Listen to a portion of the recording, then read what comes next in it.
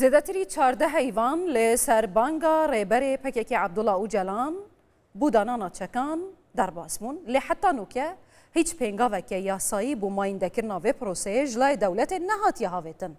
Ev dihête çi meعنayê û paşî zêdetirî 14 mehan nûke çi di qûnaxê da ye? Aya balê pekekê Qendîlê dêşê taklayene û serbexû dîsa dest bi proseya helgirtina çekan û pêngavên xuyên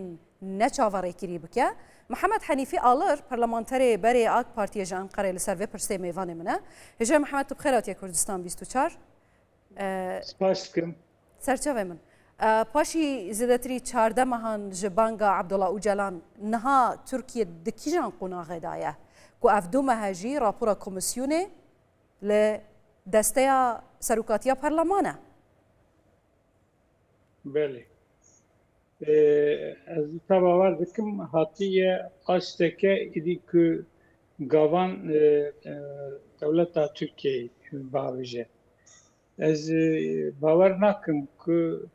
ev pêvajo ku sekinî be rawestî be dawî hatibe ez êsta bawer nakim. Lê bi rastî giranî keye yani hêdî diçe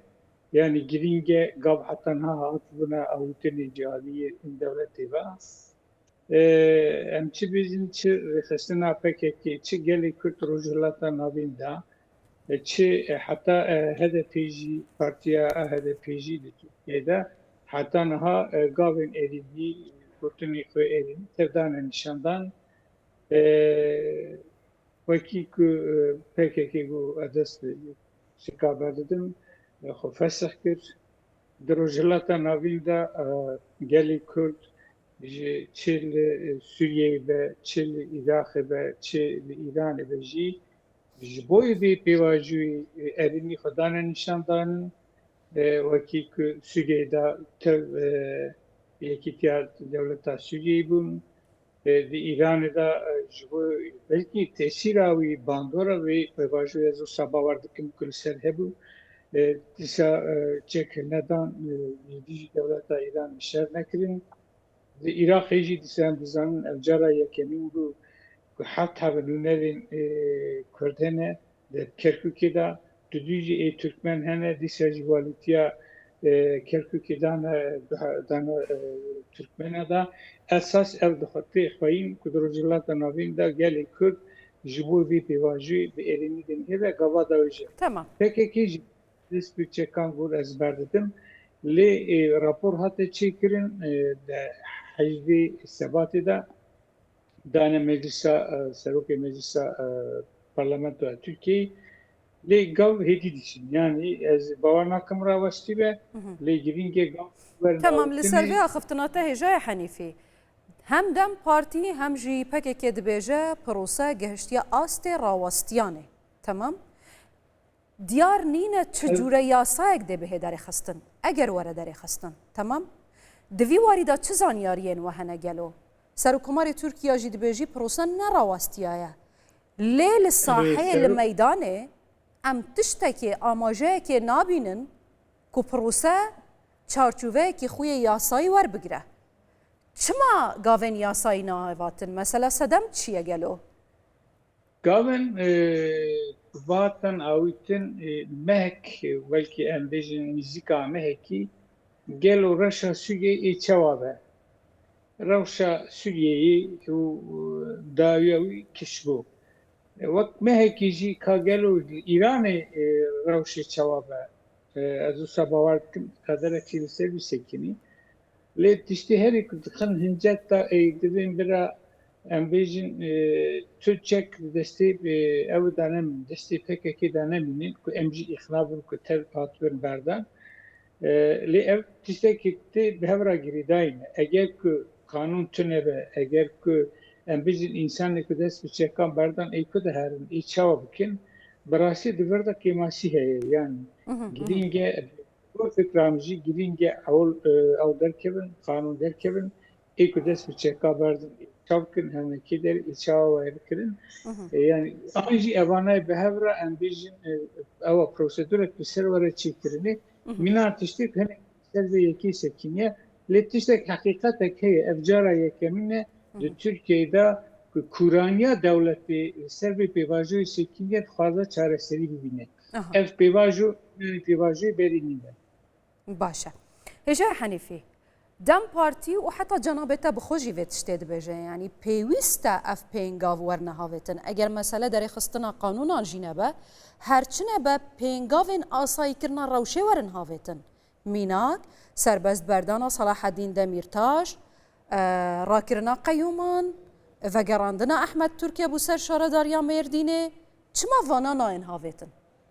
دەرڤەی قانون yani jivan gava zêdetir gavê mezî jî ew ku meclisê de qanûnekî rastî derkeve ka ê ku dest bi çeka didin ka ew ê çapin ev tev girêdayî bihevin esas gava herî mezin ew e yani gava herî mezin ew e ku qanûn di meclisê de were çêkirin ka ê ku dest bi çeka berdan ê çawarne Tirkiye ê çawa bikin kê herekê derî esas gava herî mezin ev e tev girêdayî divî yekîne ku ev gava hata ayitin zaten ew kidin jî zaten bi gor qanûnê Tirkiye jî ew tune yani jî rastengî tune yani باشە هێژای حەنیفی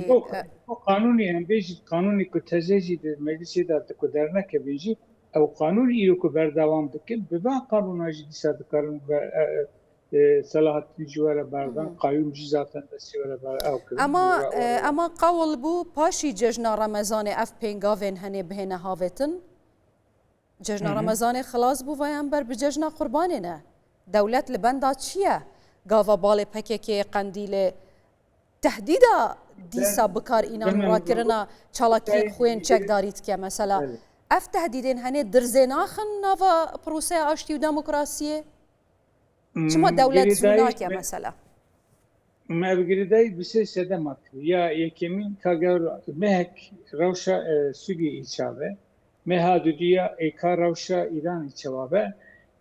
sedema ya sêyemîn ya sisiya ya herî givîn jî gelo îkna bûne ka ku em bêjin dest bi çeka teman hatiye berdan dixwazim ku li ser îkna bibin îdî ez wisa bawer dikim dî hatiye dawî da yani girînge pêwîst e divê meha ku em tê danin gav werin avîtin eger ku gav neavîtin avîtin gavên dê werin avêtin bidîtina we dê çi gav bin mesela Henîfî hêjaya Henîfî gav çi ne aya yasayî ne yan jî asayîkirina rewşê ne yani gavê wiha ez ça dibêjim yani hem çav ku cenabê we jî bû hinek mesele hene li gor qanûnê Tirkiyeyê ku niha berdewam dikin bi vana çareserî were dîtin eva yek e gava dudiya ê ku em bêjin çeka berdin kidin her nekê derî çawa bin jiyana wan ê ça berdewam bike û yê siyasetê çawa bikin ya sisiya jî pişkerêka Kurdî ê çi çareserî jê re were dîtin belê ji bo zimanê dayîkî ji bo zimanê fermîtî gelo çi gavê werin avîtin ez sê heva we dibînim ez sê hev çawa bêjim هێژای Henîfî tiştê tu dibêjî zaniyarî ne yan jî pêşbînî ne ez gor fikra xwe dibêjim ez gor fikra xwe dibêjim ema o satê xwe yani heqîqet jî ev e heqîqet jî ev e baş هێژای Mihemed Henîfî alır parlamenterê berê AK Partiye jan qeregelek spasiya te dikim